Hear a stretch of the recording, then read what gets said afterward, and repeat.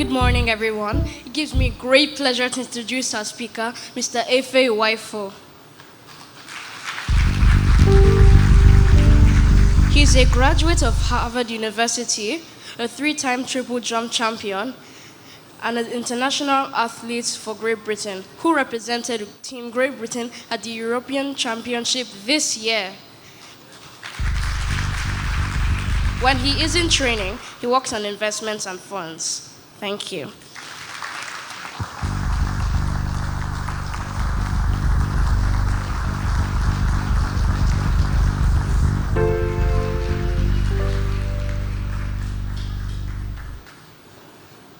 you hear me? Hear me well? I'm truly honored. Thank you for that introduction. And I'm really honored to be here today and speak to you guys on your first day of the academic year. I've spent about a few days here this week seeing the kids, speaking to some of the parents, and I'm really, really honored to be here. This is a fantastic institution, so rich in extracurriculars, and I'm wishing you guys all the best this year. I'm going to speak to you a bit about, as it was mentioned, some of the ways of effective management and some of the things that have worked for me. I'll speak to you a bit about my background, and I just hope that you guys can pick up something from what I'm about to say. So as was mentioned, I'm an investor, I'm an athlete, amongst many things. I'm a son, I'm a nephew, and yeah, I went to Harvard, where I was the captain of the athletics team there, and I'm now an international athlete for Great Britain. But my story started very similar to many of the kids in this room. At one point, I was in the exact same seat you're all in. And that's why I'm so passionate about providing you guys with anything that you can take from it. And I hope the parents can also pick something up too. So I'll go back to sort of primary school, where, to be quite honest with you, I wasn't the greatest student. I didn't really care that much for school. I love sports. My parents threw me in every sport they possibly could, from football to swimming, tennis, athletics, golf. I played double bass, I played piano. I was in drama, I was in the plays. I was pretty much just doing everything they could. My parents worked really long hours and they kind of just wanted to keep me busy. And yeah, when it came to school, a lot of that came from them. They were really the ones pushing me for school, and I tried, but it wasn't always the easiest thing to do. You know, I was always the kid that would speak too much in class. I struggled with focus. And that's why I think my journey is quite unique in how things sort of developed over time. I was actually so distracted in school that when I was playing football, I grew up in the UK, and I had a period where I was approached by some of the big football clubs, Arsenal and Tottenham, Chelsea as well, and my dad told them to go away. He said, forget about it. This guy can't even study in school. Even the academy coaches, they said, hey, look, we'll set up a room for him in the academies to allow FA to study in school. And my dad said, get out. If he can't study at home, he's not going to be at Tottenham Academy facility that he's going to start to study. So this was a really tough time for me, because at that time, all I really cared about was school. So going into secondary school, my parents moved me to another school in England called Haberdashers, which was very academic. They didn't even play football there. And that sort of started my next sort of evolution of life. That school actually reminds me a lot of this school, because there were a lot of extracurricular activities, many sports to play. I was, again, thrown into everything. Football, athletics, basketball. Some of them I was better at than others. But I kept trying. You know, school, water polo was mentioned, and I actually remember really, really well. I remember playing water polo, and I just was not good at it. In water polo, you have to kind of tread water. And if you can't basically tread water in the deep end, you're just going to drown. So I was just hanging on to the side the whole time. And I remember these sort of experiences so clearly, because some of the other sports I was really, really good at, but sports like this and that struggle is actually what shaped me to who I am today.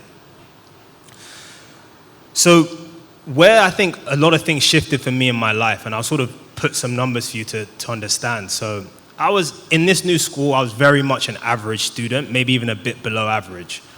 And going into year 11, I kind of identified athletics as something that I was really good at. And triple jump was my event, and it was something that I was really good at, in my mind anyway. I was about 10th in the UK, which sounds good on paper, but it's not quite good enough to perform or compete for your country. And going into year 11, as some of you guys will be, as you know, you have your GCSE exams. So going into this year, goal setting was a big thing. I had a goal of being the top 2 in the UK by the end of the season, and I also had a goal of reaching a certain number of A stars in my grades. As an average student, as I said, for my school at the time, it was a good school, so there was an expectation to reach a certain amount of A stars. How many I would get, I wasn't really sure. And I also wasn't sure how I'd balance this with doing athletics. And something changed that year. And really, I think I put it down to focus. I didn't have time to, a lot of my friends, when school finished, they could go home, they had 4 or 5 hours. They hang around, watch a bit of TV, have their book open. Studying, they'd study, right? But for me, I didn't have that time. I would go home, I had about 2 hours before I had to go and train. And that's what changed. I learned discipline. I learned the power of focus in that year. I would have 2 hours to study as hard as I could, and I'd go and train, and I'd come back. And that time limit put on me was really what forced me to actually push me to get much better grades.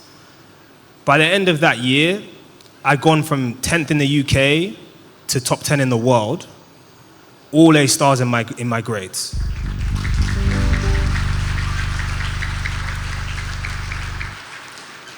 And of course, I can't take all the credit for this. I had a fantastic school structure. Just like this school, my school had provided me with a structure, and once I really started to believe in myself, things started to take shape around me. And as I say, this is where my life really sort of started to take a new turn. By the end of this year, once I realized I could actually get these good grades, and all I really had to do was just focus on it, academic achievement became fun to me. It actually became interesting. It became something I wanted to do. I then started getting approached. I got approached that year sort of by Harvard, Stanford, Princeton, all these American universities. Now there was a whole world for me out there that I could go after. I had a why, I had an interest. And that's the other thing that makes a big difference. So going through for the rest of my time at school, my academic achievement now became really high. I got all A stars the whole way through and A levels, and going into university, I then also had an offer from Cambridge, so I had to decide between Harvard and Cambridge. I decided to go with Harvard because I wanted to open up my world, and I thought I could much better balance athletic and academic achievement while I was out in America. So over in Harvard, I continued to pursue both. While there, you pretty much are training about 30 hours a week. You're studying very hard. You have a social life. You're networking. I can't say it was easy, but I definitely learned a lot over that period. And the trend continued because in America, you have a thing called a grade point average for university. So you basically take 4 subjects a semester. And I remember sitting with my dean one time, and we sat down and we were looking at my grades, and there was basically a very clear trend. Was that in the semesters where I performed really well on the track were my best grade point averages.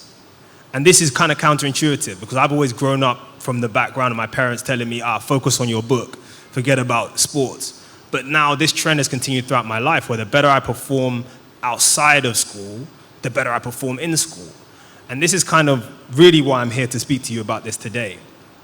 And this doesn't have to be about sport. The same thing can apply to anything else, anything extracurricular. And I'm going to get a bit into now where I am today. So today, I work in investments and I train. That's just, for me, what makes sense. I work better when I balance. For some people, it's not always the exact same way as that, but I think there are some lessons that can be learned. So some of the lessons that the sort of takeaways before I get into maybe some questions if anyone has some, is that first of all, sort of try everything, whether that be try as many things as you can. It could be an instrument, it could be a sport, it could be a play, it could be anything. just try things out, because a lot of the time you don't necessarily learn from the things that you're good at. You learn from the things that you aren't quite good at, or the things that you start off not being good at and you become good at them. The process to becoming good at something is often the most transformational experience, and that's actually where you learn the most. Another one is sort of follow your heart, follow your interest. If you're interested in something, it will become easier. You're likely to be better at it. And take things to the end. The biggest regrets you'll tend to have in life will tend to be where you've left things on the table. If you have something that you really loved and it could have been a person you really loved, a relationship, or something that you really loved and you left it on the table, those will tend to be the biggest regrets that you have in your life. So just when you find something that you truly feel like your heart aligns with and connects with, take it to its absolute limit. That's something that I think that people should all do. And then belief in yourself. You know, I mentioned that I was sort of an average student in my mind, and maybe I was a bit better than an average student, but I truly believed I was an average student. But once I believed I was a top-level student, I achieved that. So if you don't believe you are something, you definitely won't be that thing. So have that belief in yourself, and you will normally, I pretty much guarantee you'll shock yourself. And another thing is that I'd say is a why. When you have a why, you can sustain any how. So for the kids in the room and for some of the parents, you know, if you a lot for the parents and for the kids, maybe you ask your parents when you go home today, ask them about the toughest thing they've ever been through in their life, right? And they're still here, they got through that thing. So how did they get through that thing? And often what it really is that they had a why that was sustaining them through that thing. Sometimes you are the reason that they came through the toughest times in their lives. And when you have a why, often you can overcome any how. So that can apply to any challenge you have in your life. If you want to get really good grades at the end of the year, and you know why you want to get those really good grades, it's going to be a lot easier to study and get those grades. So really, I think that goal setting is very important. But another thing that you should also try and connect with is why you want to achieve those goals. Because the clearer you are on why you want to achieve those goals, the more likely they will be to happen. And then the power of resilience. So on Tuesday, I watched a lot of the primary school kids running around. They'd had the athletics trials and they were running around the field. Some of them had to do it, I think the year 6 had to do it 8 times, which even for me is hard. Like, I was never great at endurance running, and I actually felt for them as I was watching them do it. But what really stuck out to me, and some people will be in here in this room and you'll recognize that feeling. There were some of the students, after maybe 4 laps, they had 8 laps to run. After 4 laps, they said, I can't do it. I'm done. I'm finished. And every single time, those students finished the race. Some of them were only halfway through when they came and said they couldn't do it anymore. And every single time they finished. There's something that they talk about in the military. The Navy SEALs are like the elite military group in America. And they talk about how they go through really tough, challenging, really, really arduous stuff to get into that regiment. And they talk about how they're pushed to the absolute limit. And when your body is pushed to the absolute limit and you get to that point where you are literally, your body's on the limit and you said, I cannot go anymore, you're at 40% of your limit. Your brain has a way of always trying to protect you. And what that means is that your brain does not let you hit your body limits. And we don't necessarily here have to push ourselves to that 100% limit, because physically there might be issues. But we can always do more than our brain is telling us that we can. So we will always tell ourselves to stop before we really have to stop.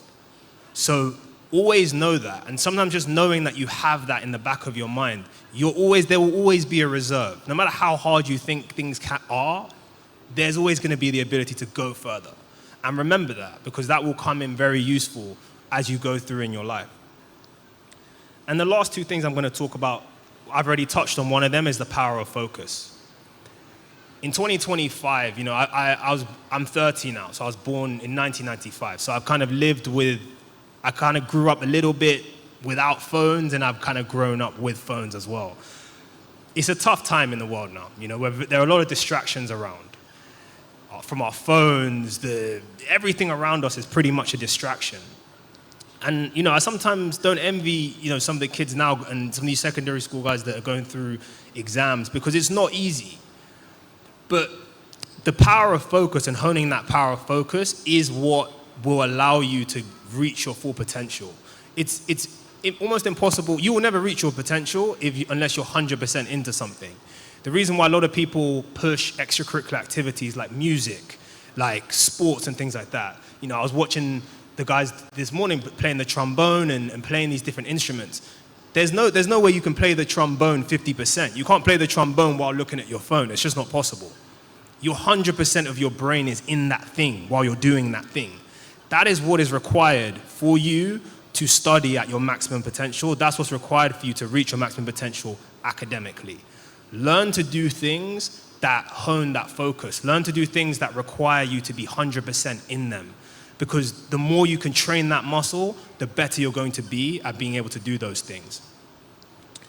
And then the last one is a little tip, which is a little tip that I've obviously learned in the world of sports, but it's the power of visualization and the power of dreaming. So in gymnastics, in the old Soviet Union, they're known for being the best gymnasts in the world. And what they do is they have these floor routines. You may have seen it in the Olympics. You have really young girls and boys coming and doing flips and backflips and all these things. They have these really intimate, complicated routines. They visualize 1,000 times. And if they make a mistake, 1,000 times a day is their aim. To visualize that routine perfectly 1,000 times a day. If they make a mistake, they go back to the beginning. Why is that? The reason is because your body does not know the difference between something that is imagined and something that is actually done. So I'm just going to repeat that so you understand. So your body doesn't know the difference between something that it has imagined and something that is actually done. So when you see someone go and play a concerto on the piano, he doesn't have to have done that before. If he's imagined doing that powerfully enough, he will be able to do it. So apply that to any dream that you have, anything that you want to do. If you imagine that thing powerfully enough, you will be able to do it. Your body will be able to do it. So it's not as simple as just imagining it once and being able to do it, because you won't be able to do it powerfully enough, right? Like if I told you, go and imagine that you climb Mount Everest, you can't do it well enough versus someone who's actually come close to climbing it before. They can visualize it better. But what that is that if you can truly visualize things, truly understand what your dreams are, truly understand what your goals are, and picture these things enough, every day, powerfully enough, with enough color, with enough feeling behind it, you will shock yourself and you will be able to do these things as they go. So I'll just leave you with this, is that basically dream big and anything is possible. Truly anything is possible. But dream big, dream frequently, continue to look at those goals, and truly anything is possible. And I will be here, I know the school will be, and your parents will also be, to help you on that journey. So thank you for listening.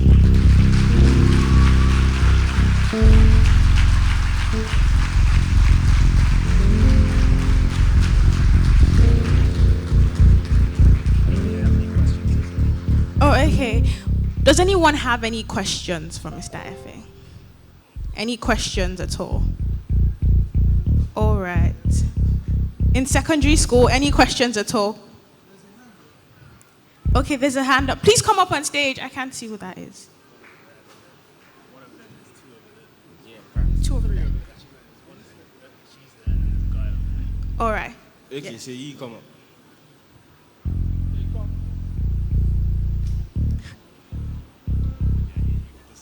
Okay. Oh, wow. There's a lot to do. All right.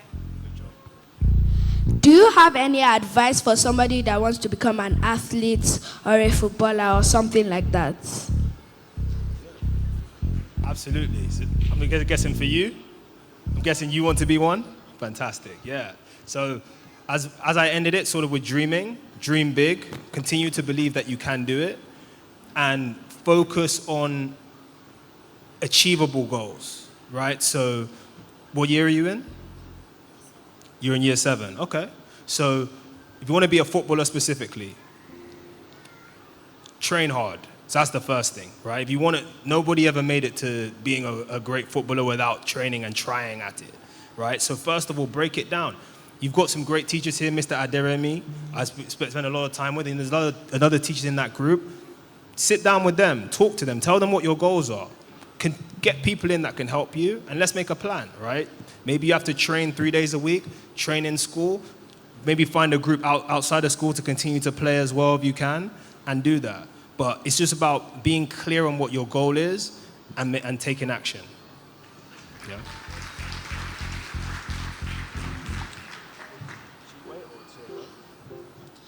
I want to get better at sports.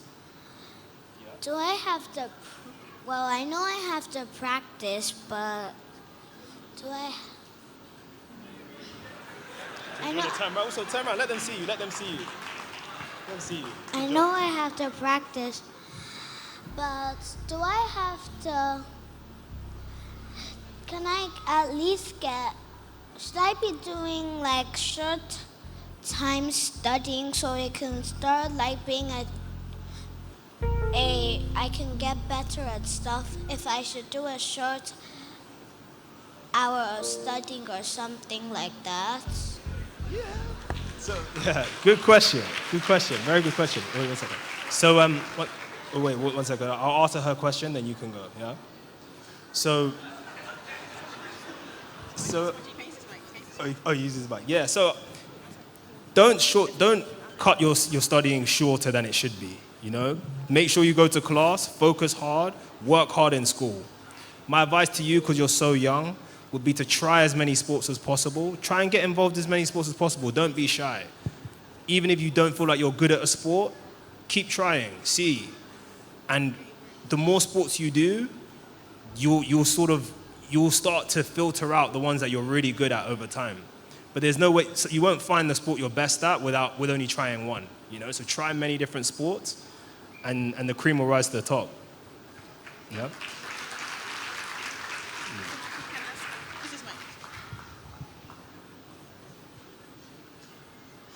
I'm trying my best to get better at basketball. How do you get better at basketball?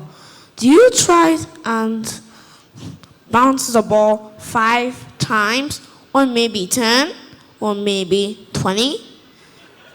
Just try it out.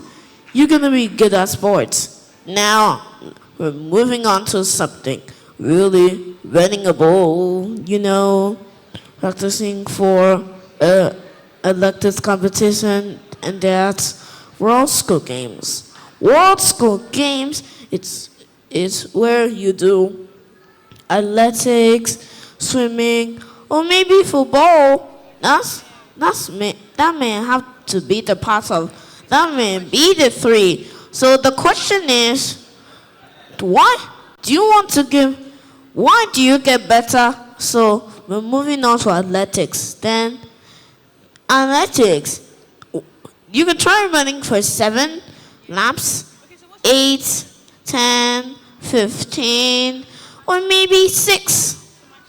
So the question is, how do you get better at athletics and improve to make your school proud in the World School Games? Okay. So basketball first. Basketball, yeah. You said 5, 10, 15, 20. Try 100. Yeah? So you need to get better at handling, is what they call that, handling. Bounce it as much as possible. The better you get at what they call handling, the better you'll be. Get better at shooting. So just keep practicing. Yeah? And then, good job. My question is, you said that you were better at athletics than many of your other sports that you played. But my question is, did you have to practice a lot to get better at athletics? Yeah, good question. I did have to practice a lot, but I think from having done a lot of sports, it was a good foundation. And then what really happened was when I started training well with athletics, I started to focus on what was actually going to help me in athletics. So I did train hard. I was training in my GCSE year about 3 times a week, which at the time was actually not that much for that. But when I did train, I was very focused, and I really believed in the training that I was doing. So the thing with athletics is that there's so many events. So part of it is even finding your best event as well. And once you found that event, then training the technique. And technique is always, you can be as talented as you want, but technique is even more important. So find your event, then train the technique. Yeah. Good?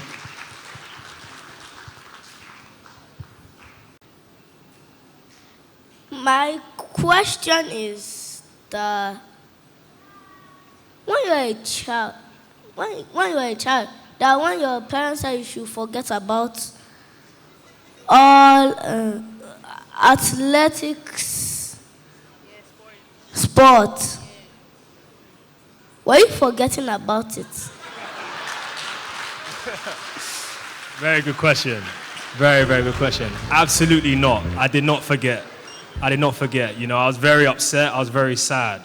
You know, and I continue to still play with my friends and do these sorts of things. Unfortunately, I couldn't play in the academies like I wanted to, but I didn't forget. You know, and I think I continued to have that feeling in me. And you know, a few years later, once I started being really good at athletics, and my parents saw that it could work with academics, they now started believing in me as well, and they started to support. So even as an individual, you know, I just say that, you know, your parents will want to protect you a lot of the time. But if you have that belief or that's something in your heart that you really want, just continue to keep that there. There's no point trying to hide it. And yeah, to answer you, I definitely didn't forget. Great question.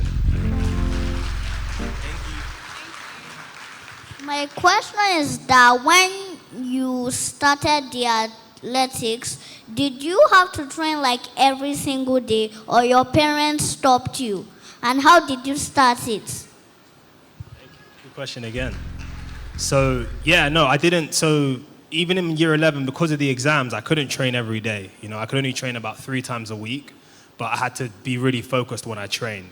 But as I did get older and started competing at higher levels, I had to train a lot more. So, you know, at my peak, like this year, now I sort of train 4 to 5 times a week, but the body needs rest as well. So you can train every day, but physically, you probably shouldn't always train every day. But you're always going to be thinking about what you're trying to do every day.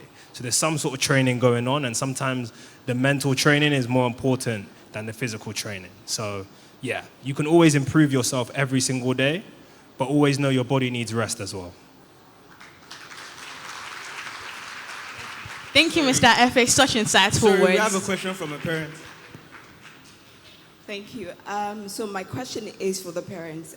Just like you said, in your experience, your parents were against you participating in athletics. But in the case where the parents wanted as much for the child, and my very good example is when you know your child is very good at a certain sport, but they're not, but you're the one pushing, and it almost seems like you're over pushing, forcing it.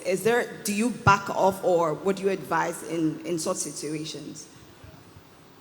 Yeah, no, that's a really good question. Really good question. And I do see that a lot, actually, you know, especially with athletes. You know, I have some athletes that their parents were athletes, and they really want that for them. They know their kid is really talented, and that can be really hard sometimes, because sometimes the kid just isn't that interested, and eventually that will reach a limit, and sometimes that creates a chasm between the parent and the child, which is a bigger issue, you know. So I would say sometimes, right, also the child is even not even that the child doesn't want to do it, but they just feel too much pressure. As a child, when you feel too much pressure over anything, you might just react.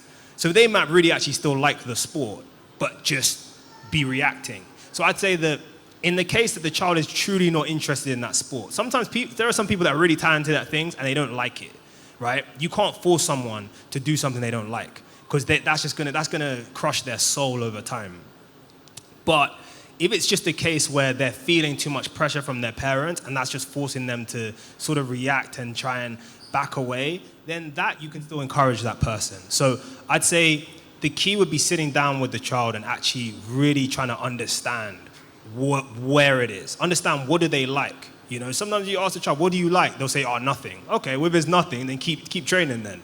You know, but if it's like, oh no, I actually like this other thing way more, I really don't enjoy this. Understand why they don't enjoy it, you know. Sometimes it's complicated for children because they don't really know why they like certain things or why they don't like certain things.